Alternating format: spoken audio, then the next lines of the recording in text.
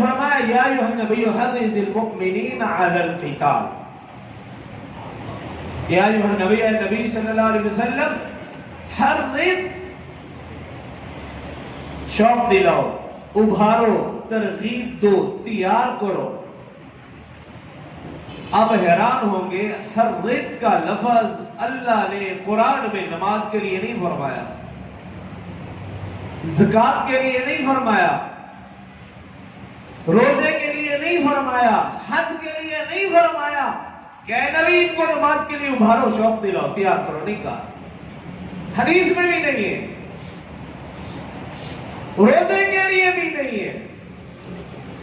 یہ ہر رزق کا لفظ اللہ نے صرف اور صرف جہاد کے لیے بھی نہیں، قتال کے لیے فرمایا، یا ایھا النبی حرض المؤمنین علی القتال،